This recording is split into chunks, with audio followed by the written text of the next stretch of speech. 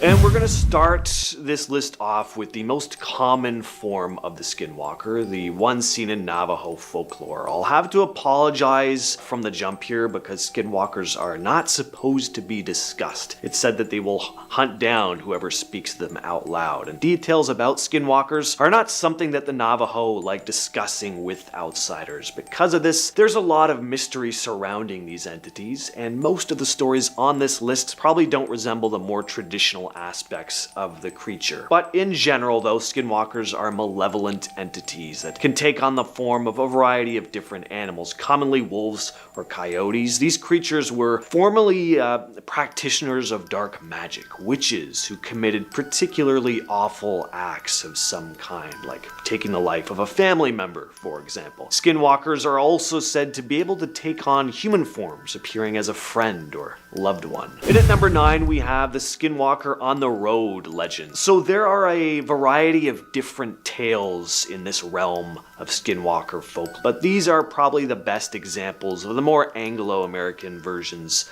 of the creature, veering away from the traditional Native American depictions. These types of stories are really what ignited the popularity of skinwalkers on apps like TikTok, for example, where you have found footage of a supposed skinwalker type creature lurking behind bushes or on the side of the road, stuff like that. In general, these stories feature someone driving down a desolate road at night.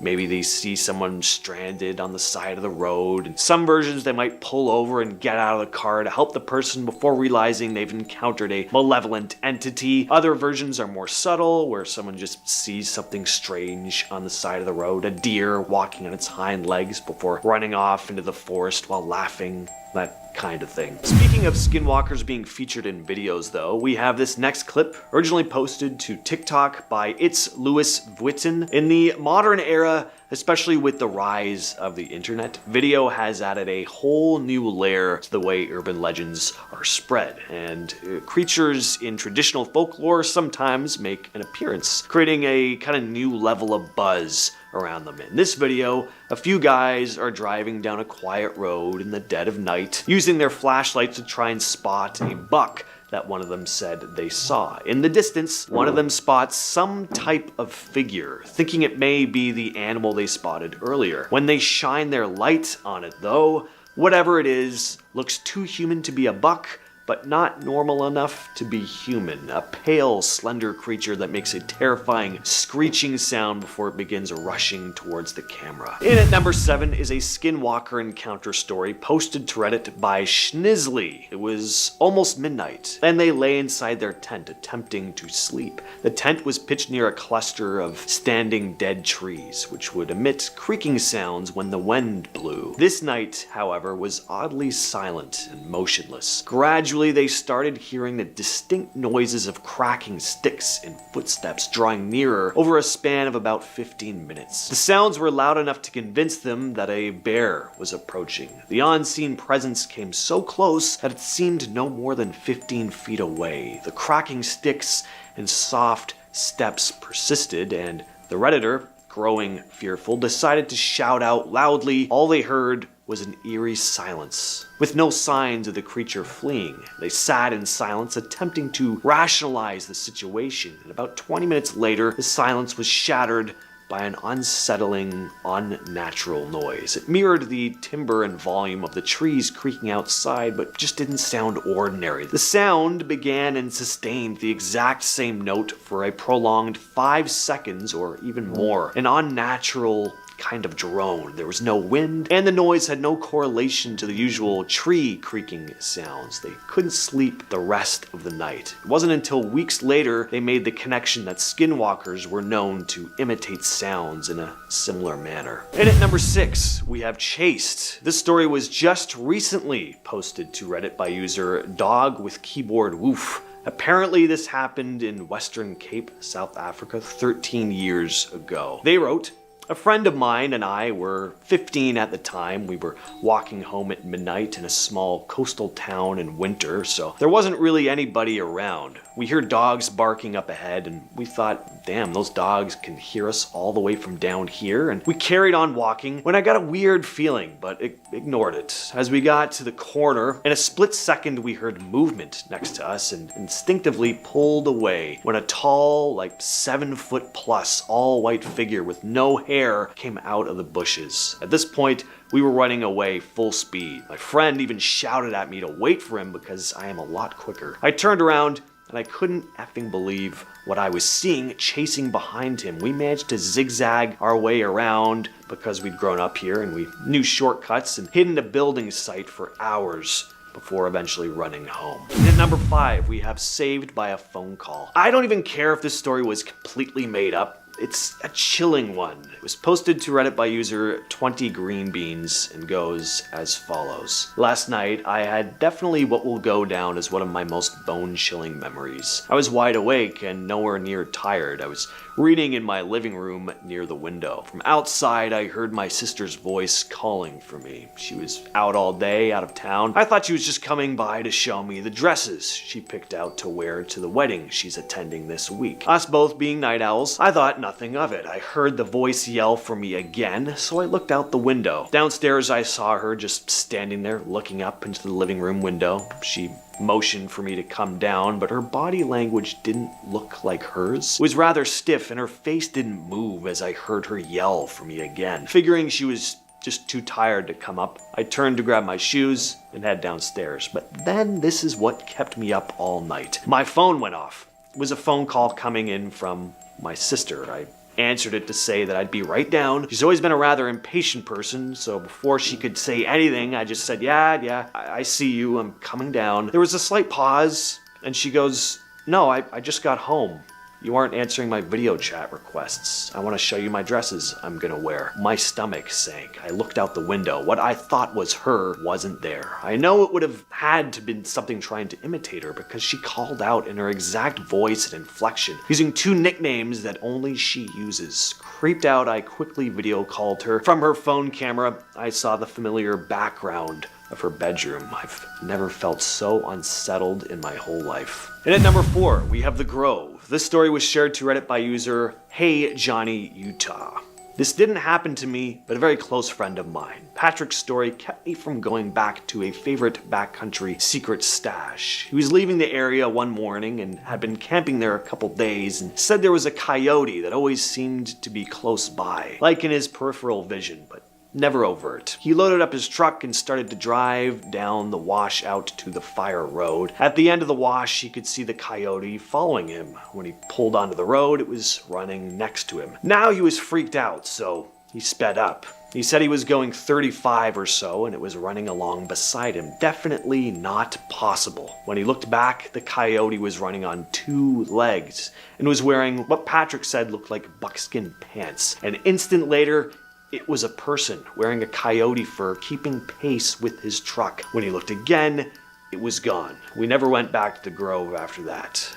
Too freaky. So you can kind of see the Skinwalker on the Road legends kind of making their way into that one, which is interesting. At number 3, you have a story posted by Punch Drunk AA. So this happened about 12 years ago. My family owns a farm in the heart of an Indian reservation. One winter I was home for Christmas taking care of the farm while my parents were away Christmas shopping. As I was home by myself, way late in the night, and I hear all the cows freaking out. I knew it had to be the wild dogs that are rampant in the area, so I throw on some boots, grab a shotgun, load it up, and head out to the field. This was a perfect scenario for a horror movie. It was cloudy, but there was a full moon, and it was breaking through the clouds just right to light up all the snow. I ran out into the middle of the field, and just in time, I see 2 dogs. They were standing up, facing each other, and fighting. I think, perfect. 2 for 1. So I pump a shell into the chamber of my 12 gauge and then it happened. The 2 dogs heard the rack. They both stopped, looked over at me and ran away on their back legs. Immediately I froze and every ghost story about skinwalkers and all the other native legends I grew up with flew through my mind. In at number 2, Skinwalker Ranch in Utah is known for its eerie stories surrounding skinwalkers. Over the years, witnesses have reported encountering unidentified flying objects as well, witnessing cattle mutilations, and having first-hand encounters with what really sounds like skinwalkers. Scientific investigations into these strange occurrences have been inconclusive, with researchers unable to provide definitive explanations for these events. The mysteries surrounding Skinwalker Ranch are just too numerous to count. In 1996, the ranch gained significant attention when it was purchased by billionaire businessman Robert Bigelow, who established the National Institute for Discovery Science to study the paranormal activity reported on the property. NIDS conducted research on the ranch, employing a team of scientists and researchers, investigators. Various television shows and documentaries have explored Skinwalker Ranch, cementing it really as this hotbed of paranormal activity. And finally, we have an encounter story that was posted by Weld Form. It goes as follows. We live in an apartment complex at the edge of town in Illinois. Right next to us is a woodsy area full of coyotes and deer and lots of birds, so it's pretty lively. Last night at 3 a.m., she went outside to grab a case of water from the trunk of our car, and when she was grabbing it, she claimed she heard someone say, "Hello?" in a girl's voice coming from the woods. She couldn't see anything, but she replied back, confused, saying, "Hello back." Whatever it was ended up saying, "Can somebody help me?" And that's when she got the chills and ran as fast as she could back inside our house. Right before she entered the house, she said she heard it again, with the voice getting closer, asking for help. But instead of a normal girl voice, it turned into a girl voice that didn't even sound real. And she couldn't explain the change in that voice. Plus, she said afterwards, thinking about it, that the voice sounded familiar, but couldn't point out whose it was. Why I believe she wasn't BSing is because 2 years living here, we've never talked about things like this. And when she rushed inside, she startled me because her face was in shock. She was breathing heavily. I thought she'd seen something or heard a gunshot. I don't know. And we're starting off this list with a short account posted to Reddit by user temporary value 421. It goes as follows. On a late walk, perhaps around 10:30, 11, me and my sister took a path through a churchyard and approaching an enclave in the next field. However, we heard a scream. It was not like an animal nor human. The harmony of both high and deep was rattling, like a man screaming crossed with a dying animal. There was a hedge on our way, obstructing vision. Whatever it was, it lay behind the hedge. We both looked forward and saw the silhouette of a tall, crooked thing. It was on 2 legs, though its back was hunched forward, its head long with jagged teeth. We didn't know what it was, nor did we want to. In any case, without speaking to each other, we ran in the opposite direction. Both of us. I am a coward, but my sister is tough as nails. She wouldn't simply run from an animal's cry, and yet we both ran. At our number 9 spot, we have the bathing skinwalker. Yeah, this is a weird one. Skinwalker or not, this is a creepy little video. So it's nighttime here. We see some folks pointing flashlights at someone or something bathing in a pond. It then stands up, and you can clearly see that whatever this figure is, it looks very shiny. I mean, sure, it was just sitting in a pond, but even still, almost looks like the figure is coated in oil or mud or something. And there's something about the way it moves that just makes it look not quite human. The figure seems to have very long arms, and it's hard to make out their face. Anyway, then it starts rushing towards the camera as our cameraman and his friends turn around and run. Number 8, Skinwalker in the Grass. This short video was uploaded to TikTok by user It's Louis Vuitton, and the sighting is very brief, but it shows what looks to be some sort of pale, spindly creature rushing towards the camera. It could also just be an aggressive man out in a field on his own, which is scary as well. They were filming out of their car window, flashlight in hand, in search of a buck that they had just seen before starting to film. But the cameraman quickly realizes that what they'd seen is not a buck when a pale figure abruptly stands up out of the bushes before hunching over and bolting towards the road. And that's where the video ends. Some might say it's very convenient that the camera cuts before we can get a proper view of the thing, but if I was driving alone late at night and saw something like that, booking it towards me, I wouldn't be sticking around to film it either. Even if it was just a lone naked man. In fact, especially if it was a lone man. I'd risk capturing footage of a mythical creature, evil or not, but a crazed, nude human being, not quite worth the risk to reward. Number 7, dog head. This is another true story posted to Reddit by user the Putzulu. Anyway, it goes like this. I used to stay at my grandparents' house a lot when I was younger. They wanted to help out and such. They owned a 40 to 50 acre farm with their house about a quarter mile into the woods. It was summer and we were all going to bed. I always have had trouble falling asleep and was the only one awake and was returning from the bathroom to join my cousin on the top bunk with me in the bottom. The bedroom had one window facing a light post my grandparents had installed. I was just covering myself up when I saw something cast a shadow against the window curtain. Once, then twice. It was fast, but I could tell there was something moving outside. I crawl out of the bed, hugging the floor, already scared. I was about a foot from the closed curtain with my eye just above the windowsill. I stared out and nothing happened for a few seconds. Then I saw a figure cast a shadow onto the curtain. It looked like a big dog head. Long snout, tail, pointed ears. It stopped perfectly in the center of the window frame, then slowly turned its head to face me. Froze, but it then raised up a few inches to show its shoulders. I can only describe it as a wolf head on a human body. Then it turned away and moved on. People said I was young, it was only a nightmare. It wasn't. I remember it vividly. I forgot to mention that this window was about 5 feet up from the ground. It was my mother's old room as a child, and when I asked her if she ever saw anything, she paused for several seconds, began to speak, shook her head, and stuttered out a no. She knew the folklore and refused to speak, and we dropped it, but I knew why she responded that way. Never mention them aloud. I can't explain this. I'm still scared to be alone at night there. Even typing this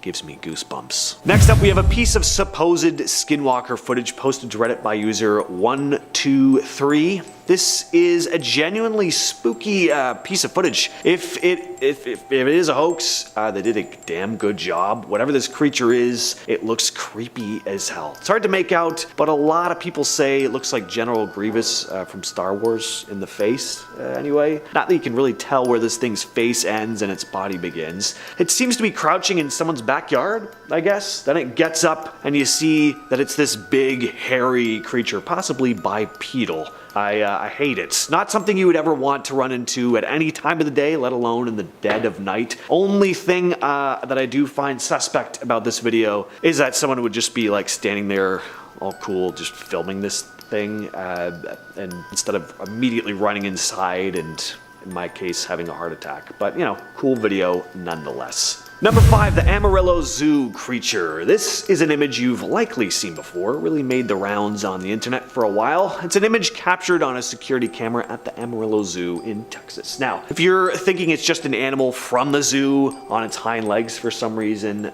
this creature is roaming around on the outside of the zoo. A lot of folks on the interwebs say this looks like a werewolf. Sonic the Hedgehog comes up a lot, although if that's what Sonic looked like in real life, he'd be far less charming than he is in the video games. But if we're talking about a humanoid that can take on an animal form, this is definitely, it fits the bill. A bipedal dog or wolf-like creature, definitely giving me some Skinwalker vibes. What do you think though? Is it just a hoax? Is it real but something totally innocuous? Post your thoughts in the comments. Number 4, dogs with human heads. Now, I'm not really sold fully on this next story being real, but at the end of the day, who knows? If there's one thing I've learned working on this channel, it's that a lot of bizarre stuff goes on our beautiful planet. Plus dogs with human heads. That is a title that immediately grabbed my attention. So this account was posted to Reddit by user ChiliBot, and it goes something like this. At about 12:12 midnight, my mother heard something hit our front door. This caused my older sister and my mom to be awake at the same time. My sister's dog left her room and barked at the door.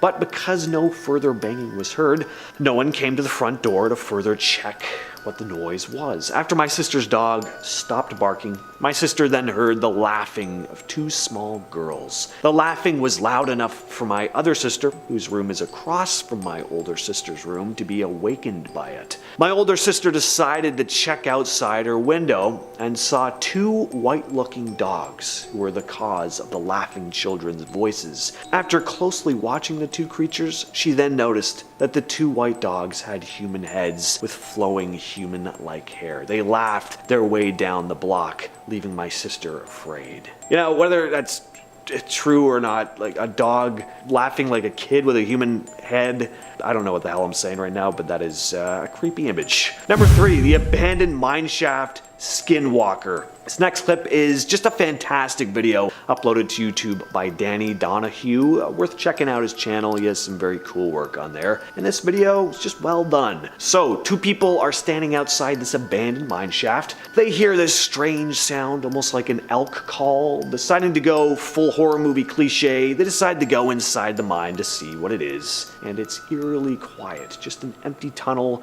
shrouded in shadow. That is until this thing pops out. A slender, pale figure with glowing eyes. Just very effective. Number 2, Coyote. This next Skinwalker account was posted to Reddit by a now deleted user, but it goes as follows. Let me start off by saying my husband is native, and this happened about 6 years before I met him. My ex-husband was stationed in San Diego, and I flew out there to visit him. I found a hotel that wasn't far from the base and close to food and whatnot. I went out to get some food and then walked back to the hotel since it wasn't far. Unfortunately, with my horrible sense of direction, I got lost and ended up near a wooded area. But there was a highway also nearby. I was getting close to sunset when I started seeing sets of shining eyes, and I thought they were just coyotes. I'm not afraid of much. After about 20 minutes, one set of shining eyes got closer, and I saw it was a coyote. I watched Steve Irwin as a teenager and remembered that if you make yourself appear bigger and louder than you actually are, they'll usually just run off, so I started clapping my hands and shouting. This one, however, didn't. It stood up and started walking like a person. I've never run away from something so fast. It never followed me, and I wasn't gonna stick around to find out what it was. It wasn't until I met my current husband that I found out what it was, and the look on his face when I told him this story, he went pale. He never said anything, he just kinda nodded like he understood. Finally, we have Skinwalker Ranch. You can't really do a Skinwalker video without mentioning this hotbed of strange activity. All kinds of weird stuff goes on here. For starters, as the name suggests, there are strange creatures that have been reported in the area who many believe to be the malevolent entities known as skinwalkers. Witnesses at Skinwalker Ranch have reported very eerie encounters with these beings, describing creatures resembling wolves, coyotes, or other animals, but displaying these uncanny level of intelligence and unnatural physical abilities.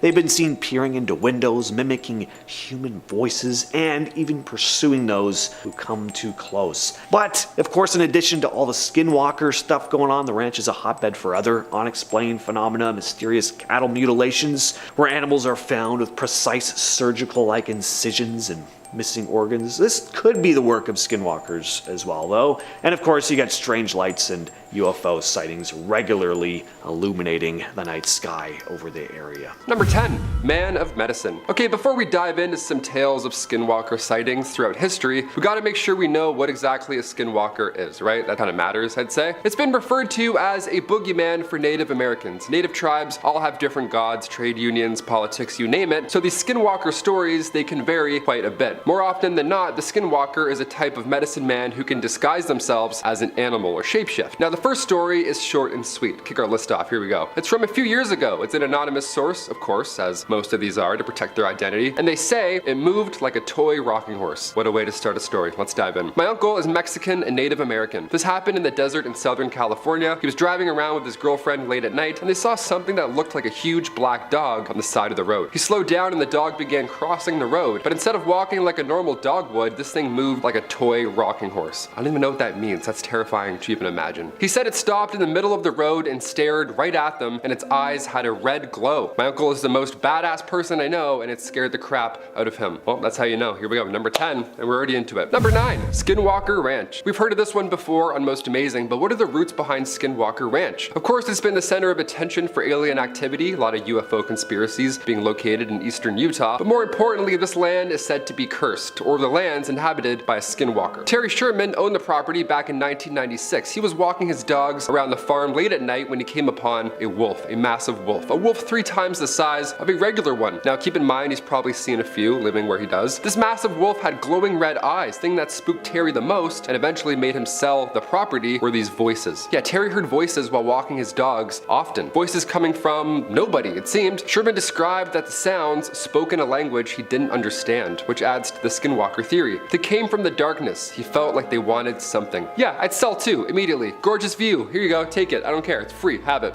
Not for me. Voices? No way. Number 8, Thomas Winterton. So what happens next after you sell Skinwalker Ranch? Who moves in? Does anything else happen afterwards? Why, of course things happen afterwards. The ranch was sold to UFO fanatic Robert Bigelow for $200,000 in 1996. But after Bigelow sold the ranch later on to Adamantium, a steel company, things got intense. The voices returned. Now this time there was tons of surveillance equipment all over the property and more witnesses. There's cameras, alarm systems, infrared, you name it. If there's any voices, you'll hear it, or sometimes hopefully see it. If you've seen the movie Nope, this should all ring a bell. But apparently paranormal activity happens often here. Thomas Winterton, an employee of said steel company, he was interviewed and asked about the happenings, and he said, "I take my truck up the road, and as soon as I start to get closer, I start to get really scared. This feeling just takes over immediately, and then I hear this voice, as clear as you and me talking right now, that says, 'Stop, turn around.' So I lean out the window with my spotlight, and I start searching around, but I see nothing." Winterton and several other employees were hospitalized after experiencing skin inflammation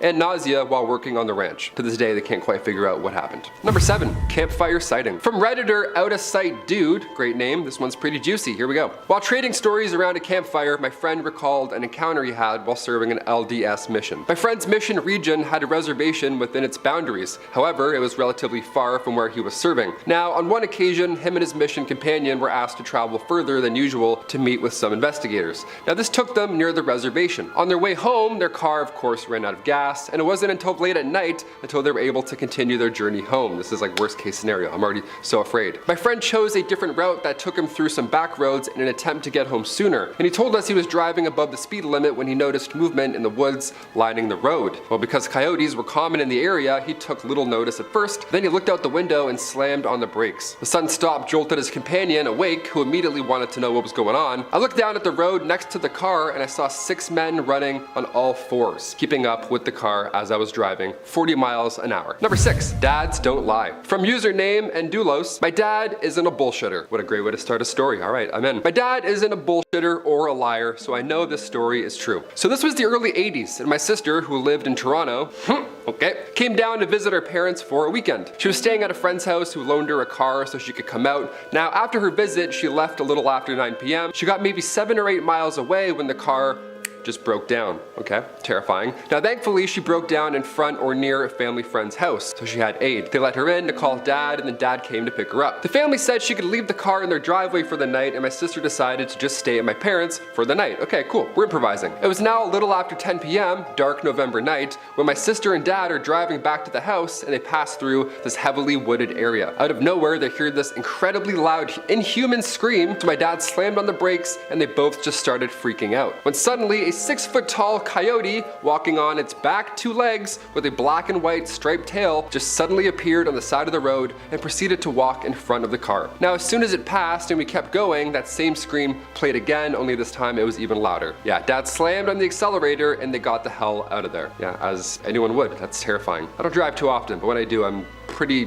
terrified of woods and just being in a dark area. No way. Number 5, New Mexico Patrol. In Hunt for the Skinwalker, a 2018 film directed by Jeremy Corbell, George Knapp and Colm Kelleher dive into the stories of those who supposedly came into contact with skinwalkers near Native American tribal lands. Now, one account was this New Mexico Highway Patrol officer. He says he saw a skinwalker on 2 separate occasions. The first time, he saw a creature wearing a white mask just appear next to his window, seemingly attaching itself to the car door, running beside the vehicle, keeping pace at highway speeds. Just like that account earlier, right? It's all starting to make more sense. A few days later, and around the same area, he encountered the creature once again. Now, what makes this tale even more intriguing is that at least one other officer claimed to have seen the same masked being while patrolling the same area.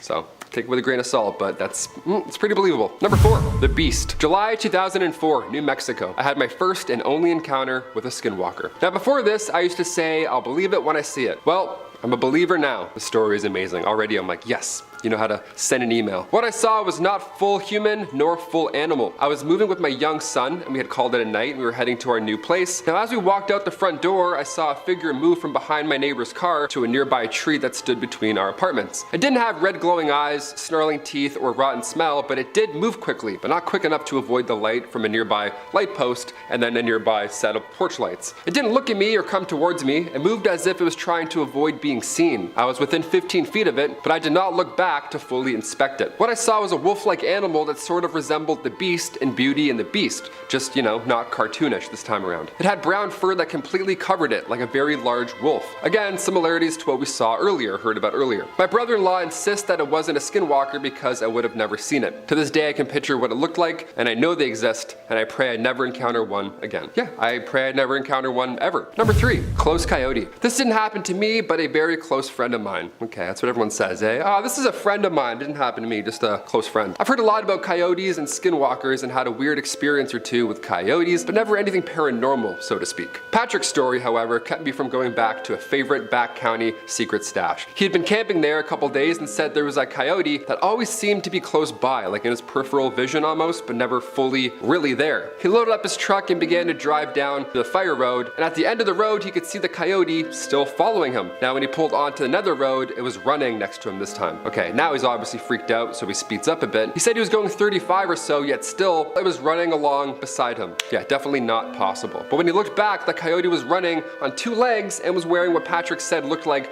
buckskin pants. So these are all so similar. This is so terrifying. An instant later, it looked like a person wearing coyote fur keeping pace with his truck. When he looked again, it was gone, just like that. We never went back to the Grove after that day. Yeah, rightfully so, stay away from that. I don't know what that is, but that's a big nope. It's a big nope for me. Number 2, Highway 89. This one's from the world of Reddit, from username SuperDave. Yeah, nice. It's not an anonymous one like the last 4. This is good. This post has gained popularity and it's about 4 years old now. The post says, my wife and I were driving up through northern Arizona on Highway 89 between Flagstaff and Page. It was 1 a.m. and a little up the ways I see a few sets of glowing eyes. So I let off the gas trying to avoid hitting an animal, of course, and when we passed we saw several coyotes on the side of the road, and then one of them started running next to the car, probably 20 feet off the shoulder of the road. I floored it and then looked over and it stood up on its hind legs. There's a nightmare. Once again, hind leg trouble. That's the only way to describe it, they go on, and it kept at a pace with us for a couple of seconds before turning away from the road and disappearing. This was 20 years ago and we still rarely talk about it.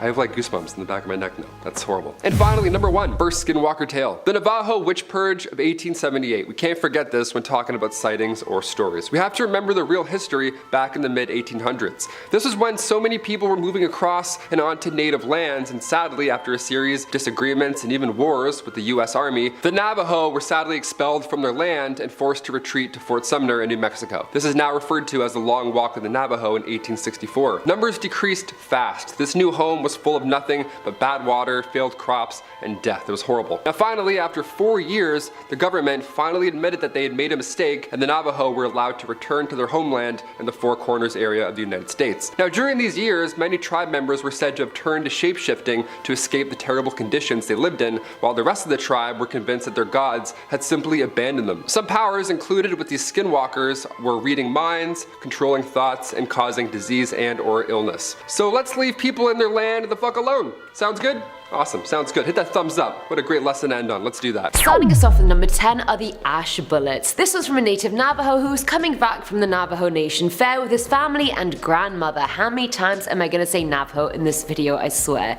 The conversation somehow got onto skinwalkers, but his grandma shut it down pretty quickly. That night, as he was just in bed, he heard something moving outside his house. Thinking it was a stray dog or something, he didn't think much of it, but then he heard the loudest distorted scream, shat himself, then ran downstairs and woke up his mum. They looked outside the window and saw this coyote thing limping towards the door, dragging his right leg as he did. It started scratching at the door and moaning, and all his parents could do was shout words in Navajo at it, telling it wasn't welcome there. At this point, everyone in the house was awake and panicked, but his granddad knew exactly what to do. He went and got a handgun from a drawer and a bag of ashes. I don't know where he got this bag of ashes from, but he did. And he coated the bullets in it and loaded the gun. He went to the door shouting Navajo words and then opened the door and fired twice, but the thing escaped unscathed. His granddad turned around and said that's the fastest one I've ever seen. So he's a pro veteran at this, clearly. It was about 4 AM by the time everyone actually calmed down, and the family actually went to a medicine man the next day to be blessed against the Skinwalker. Coming in at number 9 is the giant beast. The Sherman family recall this one terrifying incident that's etched itself into their minds forever. One night back in March of 1997, a huge wolf-like creature came down from the plains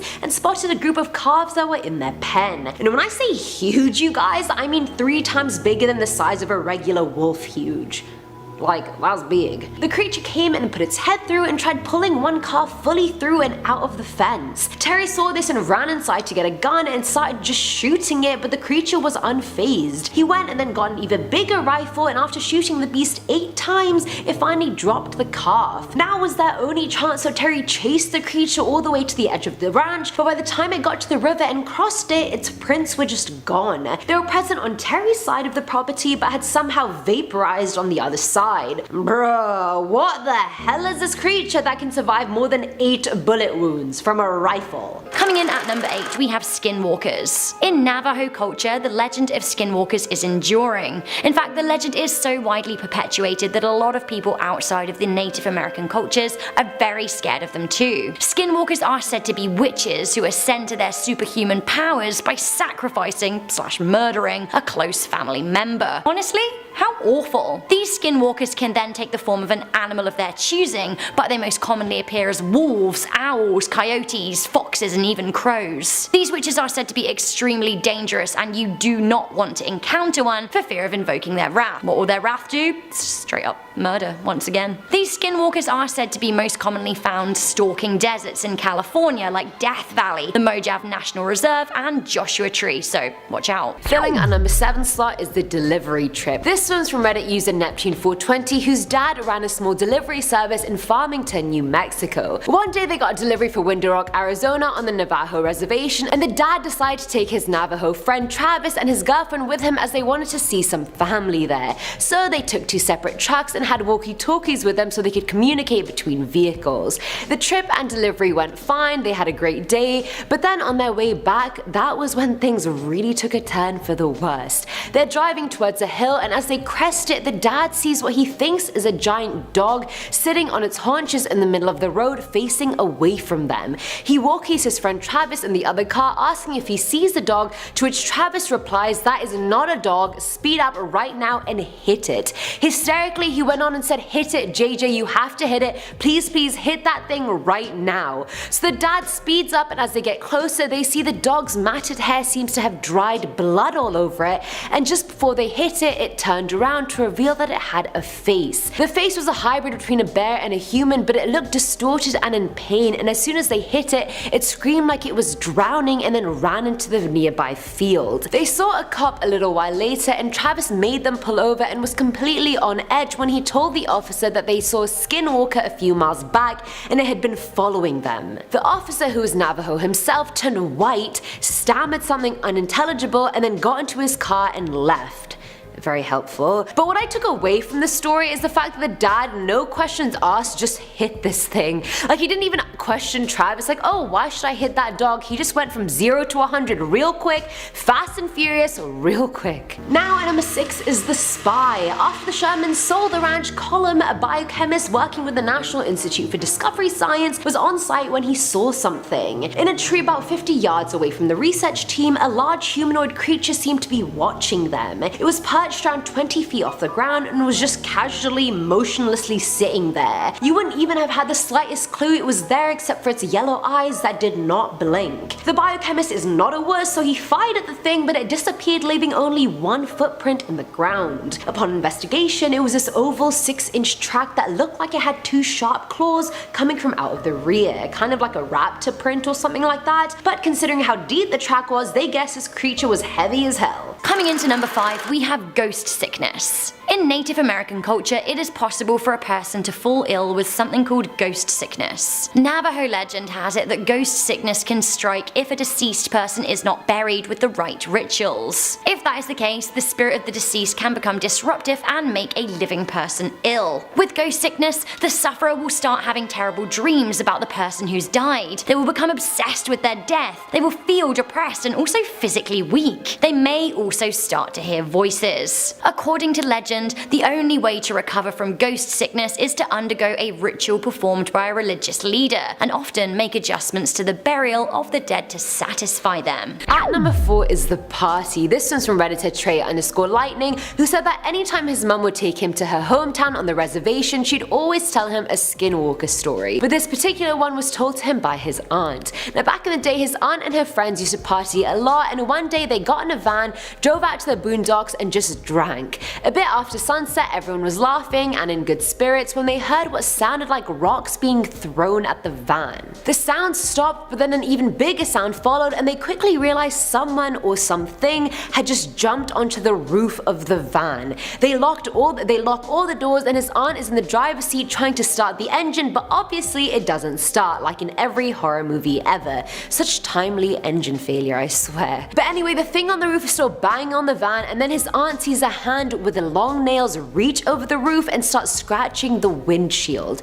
Then it jumps off and walks up to her window and just stares at her. And his poor little aunt at this point is just praying for her life, but then after a few minutes of panicking, screaming and staring, the thing leaves them and the van finally starts miraculously bang on time, and they leave. Filling our number 3 slot is the sickness. When you're working or living in a supernatural extraterrestrial hot pot 24/7, you can't think it's not gonna have a negative effect on your mental or general health. Colin wrote in his book Hunt for the Skinwalker that some of the employees on the ranch would have physical symptoms of the supernatural phenomena. They would report various migraines and nosebleeds despite not having a history of having them. Portable tri-fuel meters would note sharp spikes in activity during the health symptoms despite having been calibrated and tested multiple times. What are the implications of that? What does that even mean? I don't know, but I feel like it's not good. Giant disembodied heads, anyone?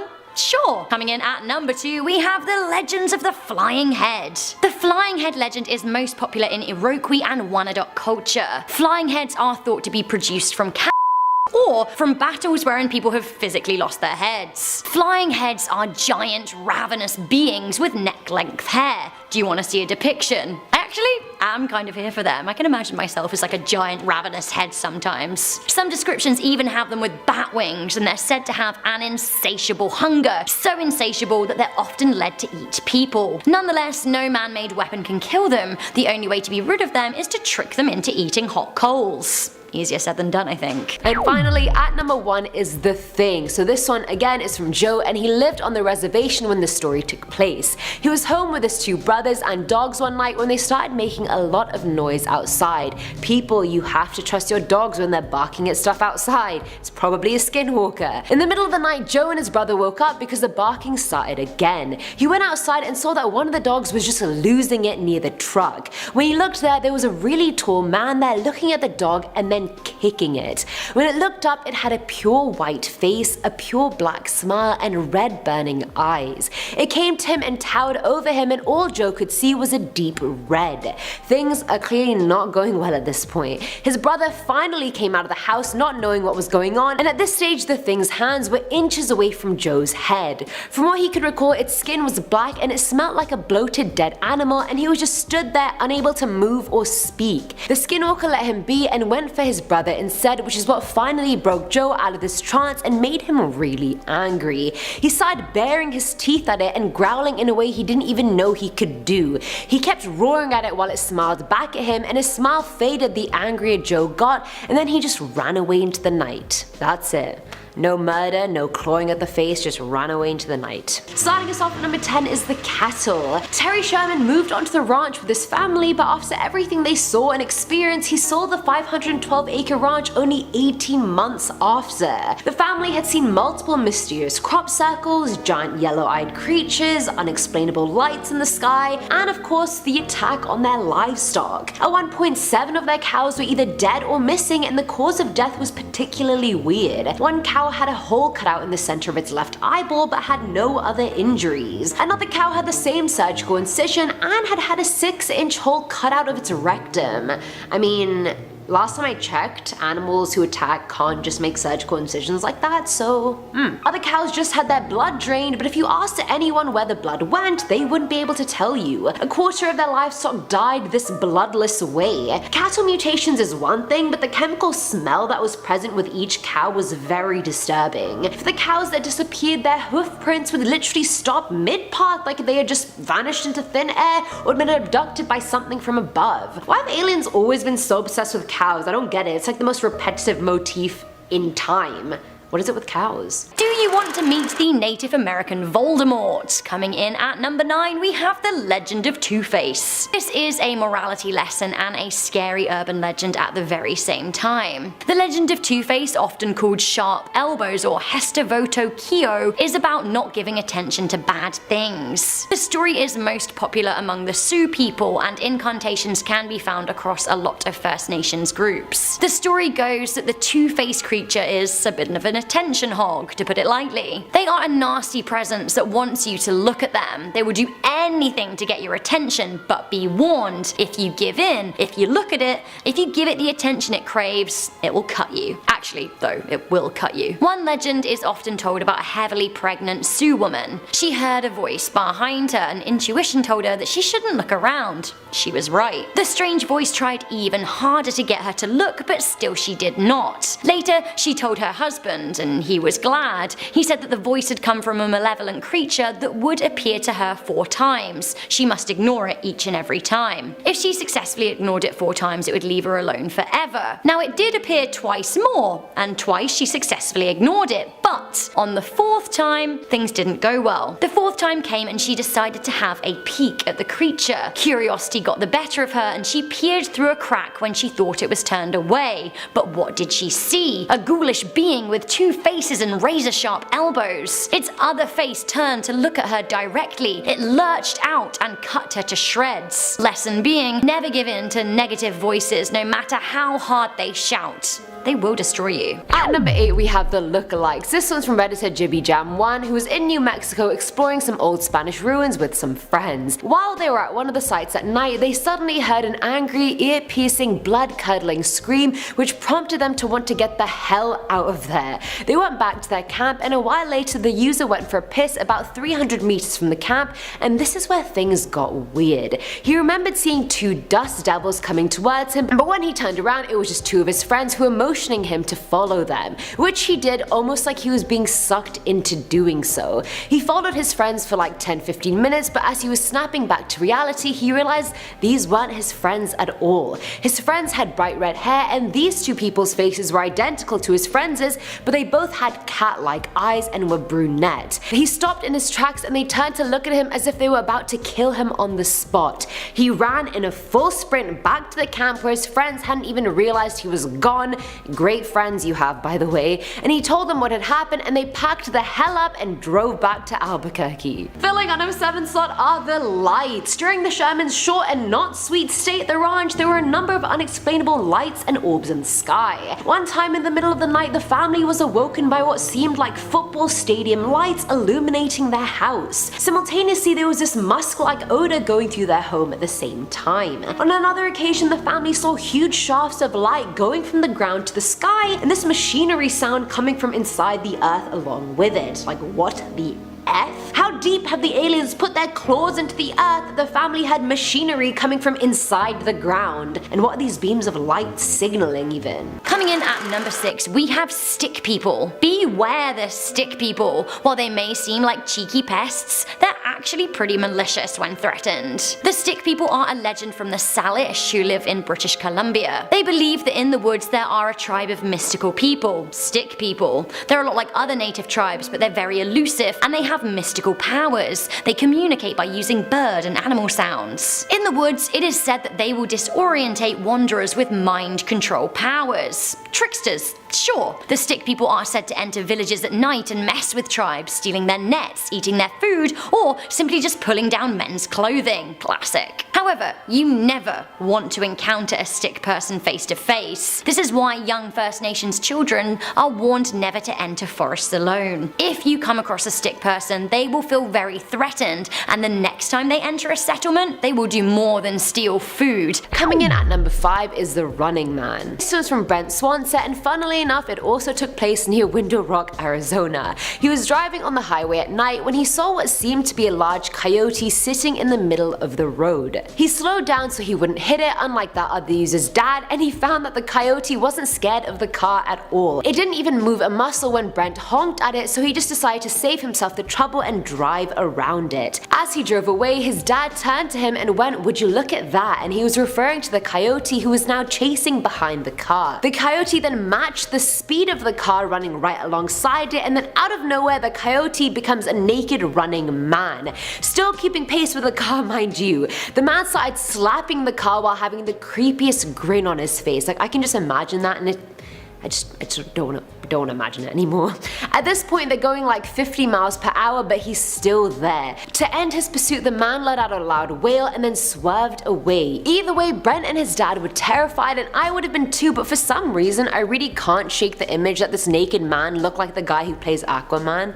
I don't know why, it's just in my head. And number 4 is the UFO. So we can all agree the Shermans have seen enough to last a lifetime. One night, Terry looked out his window to see an RV parked in the pasture outside. Thinking the people driving may need directions or something, he decided to go outside and ask if they needed help. Good guy, Terry. The refrigerator-shaped RV had a red light at the back and white light in front, and as soon as Terry went outside, the RV somehow rose into the air and flew out of sight.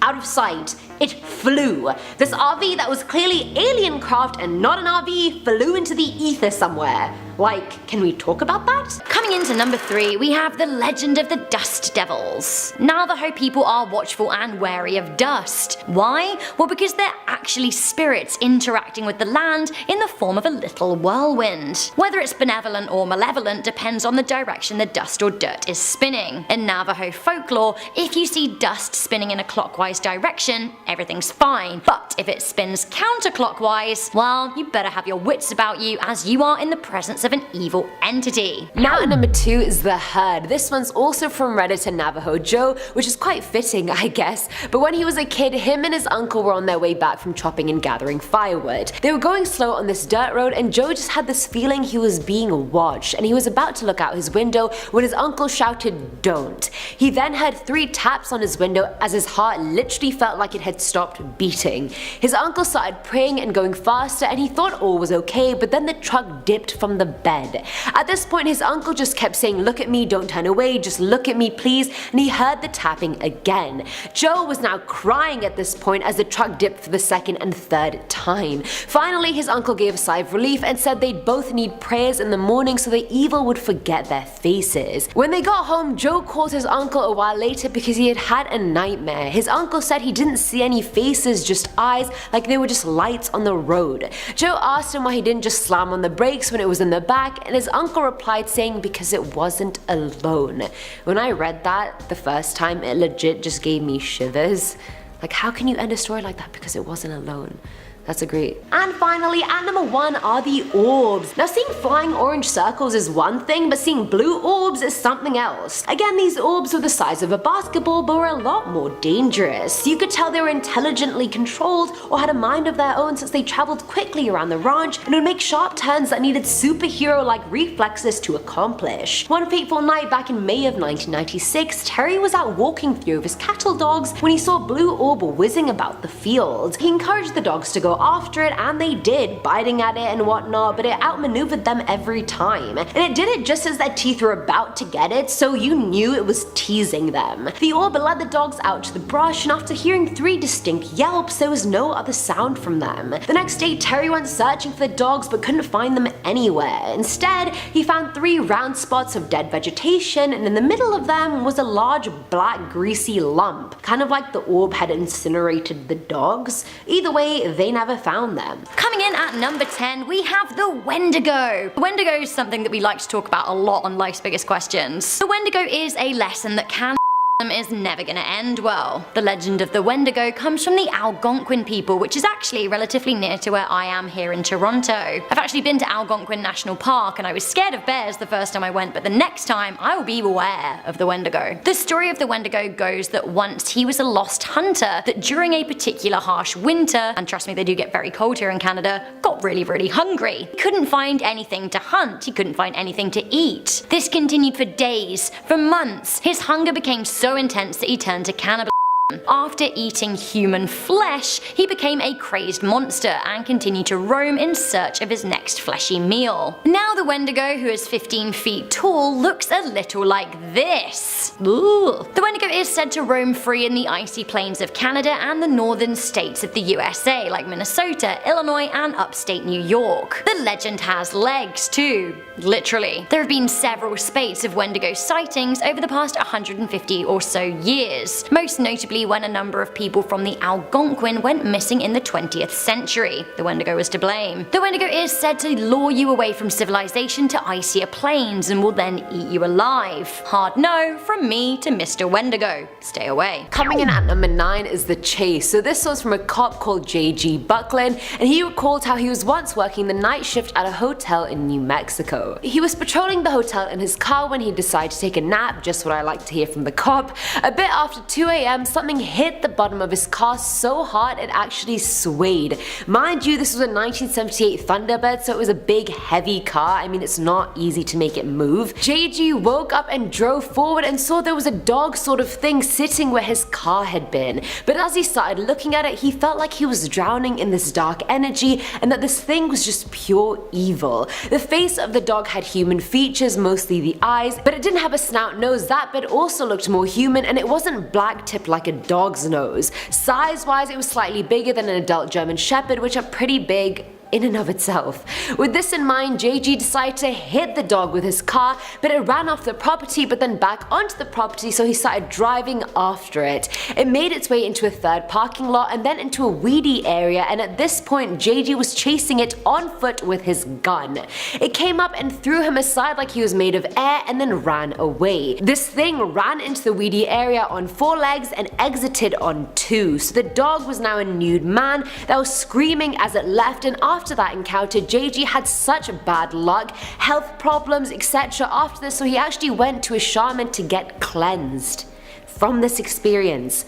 And I want to be cleansed from telling the story. At number 8 we have the spheres. We've covered humanoid beasts and drained cattle, and now we're gonna dive into floating spheres. This place really is a mess. Now during the family's 18-month stretch at the ranch, the one thing they said they saw the most of were floating spheres. Different colors, different sizes, just so many of them. 12 separate incidents were reported where the family and their visitors saw giant orange circles flying over the trees on the ranch. If that's not bad enough, Terry saw the orange circle open up and smaller other spheres would just come flying out of the middle. One of the shaman's neighbors even confirmed seeing some flying orange basketball in the sky. That wasn't a basketball, my friend, that was Zektu from planet Futup. From Skinwalkers to Skinwalker Ranch, up next at number 7. Some weird things have been happening at the so-called Skinwalker Ranch in Utah. Native Americans in the area truly believe that the area is plagued and cursed by evil spirits, and well, they might actually be right. The ranch became notorious in the media when the Sherman family spoke out about their experience living there in the 1990s. Their stories involved strange lights, ghostly apparitions, and the tale of an invincible wolf that I found particularly interesting. It seems that the Sherman family came across what seemed like a friendly wolf. So friendly, it approached them from time to time. Sadly though, the wolf could not be trusted. It killed a number of their cattle, which are expensive to come by. Now this prompted the head of the Sherman family to shoot it with a .375 Magnum. Nothing. It was struck again. Nothing. The wolf was shot several times more, but it simply walked away. Was this an encounter with a real-life skinwalker? Maybe. Now at number 6 is the walking coyote. Now this one's from Redditor Endelos, who said during the early 80s her sister was on the way back from a friend's at night when her car broke down. Thankfully she broke down in front of a family friend's house, so she went in and called her dad and he came to get her. They were driving back at around 10 PM and were passing a heavily wooded area when out of nowhere they hear an incredibly loud inhuman scream. The user's dad hit the brakes just in time to see a 6-foot tall coyote with a black and white striped tail walking on just 2 legs. Thankfully I don't think the sister or dad were its true targets because it disappeared quite quickly after that, but then they heard the same scream again, only 10 times louder than the first time. This time the dad didn't brake, he accelerated out of that situation ASAP. Coming in at number 5 are the groceries. Most of the stories I was reading were mostly extraterrestrial related, but this one seems kind of paranormal, which I clearly have a lot of experience with seeing as I'm a host on this channel. One day Gwen, aka Mrs. Sherman, was coming back from the grocery store and put down her bags. Then like any normal person she unpacked all the bags and put them where they needed to be. The fridge, the shelf, the freezer, whatever she wanted. She folded up the bags and went to pee, but when she got back she saw all the bags back on the counter filled with all the products she had just put away. Now, how the hell did that happen and who or what did it? I mean, A, she just went and unpacked all that so this entity just cancelled out all her productivity. B, if you want to mess with someone there are better ways to do it than that. Next up next at number 4 we have the chindi. So the chindi is said to be bad energy left over from a person who has died. The chindi is produced when a person takes their last breath. Actually, a lot of First Nations people believe that it is much better for people to die out in the open as it leaves more space for the chindi to disperse. Dying inside a house practically dooms that building to being haunted forever. The Navajo are so wary of invoking chindi that will actually get rid of a deceased person's possessions. Even saying a deceased person's name is a certain way to summon their bad energy. Just don't do it. Filling our number 3 slot is the white powder. This one comes from an anonymous Navajo woman living in Shiprock, New Mexico. She said during one of her visits home she heard her dogs relentlessly barking at something outside and then she heard a loud thud above her on the roof. Her sisters got quite scared and her parents assured her it was just a dog or a cat and just to go to sleep. Parents really need to stop telling us it's just a cat or a dog because clearly, as we've seen, it's not. But anyway, the dogs were continually barking and running back and forth, and then she heard a metal pole hit one of the dogs and she knew it was a pole because her sister had put it on the roof the day before. She tried to get up but fell into a deep sleep and the last thing she heard were human footsteps on the roof. The next day there was nothing suspicious on the roof or around, but her cousin did complain about her head hurting and the next day she straight up died, just like that. They brought a medicine man to conduct a ceremony and he said that 2 of you know exactly what happened. He went on to say it was a man in bare skin on the roof of the house and he was using a hummingbird as a lookout and a helper and he blew white powder onto the woman's cousin, which is why she died, but that was also the reason why everyone in the house fell into a deep sleep that night. The ceremony went on and the woman later found out that the powder used was crushed human bones taken from graveyards, as if the story wasn't screwed up enough. Now at number 2 are miscellaneous incidents. There was so many more stories from the family that didn't fit under just one category or title, so I was just like, let me just file them all under miscellaneous incidents. The family would just be working outside in the pasture and hear floating voices above them talking to each other. Where were the ghostly voices coming from? No idea. Alien related things like circular ice patterns, crop circles and huge holes would just randomly appear all over the property overnight. The family hardly ever slept and anytime they did they would always have violent nightmares, and turns out a lot of the family members had identical dreams, which is no coincidence. The Shermans' 2 children were honor students before their parents bought the ranch, but after moving there their grades plummeted hardcore. After being late too many times and sharing strange office stories, Gwen was also fired from her job. In an attempt to protect each other, the family started sleeping on the floor of their front room. I feel so bad, this family is probably so scarred from this whole experience I can't even begin to imagine. Finally, coming into number 1, we have the owls. I really like this tale of how owls were created, and it's pretty scary and may make you feel not so great about our murderous feathery friends. As told by the Yakama, the story goes that there was once 5 sisters who lived in a cave. These sisters were no normal humans. In fact, they would eat vile things like frogs, lizards, snakes, and mice, things that other First Nations people simply wouldn't eat. Some even said that they would eat tribes people if they took a disliking to them. Were these 5 sisters the native equivalent of witches? Quite possibly. They seem to be in touch with a lot of bad energy and cause a lot of people a lot of problems. Luckily for the other tribes though, one by one the women died. Finally, everybody breathed a sigh of relief as the final sister drowned. You would think that would have been the end of it, but no. From one of her eyes, it is said that all owls were created. Sure, because owls. Now when you see owls, apparently they are a small part of the evil 5th sister, part of her soul that's always watching and waiting. But for what? Owls. Who knew?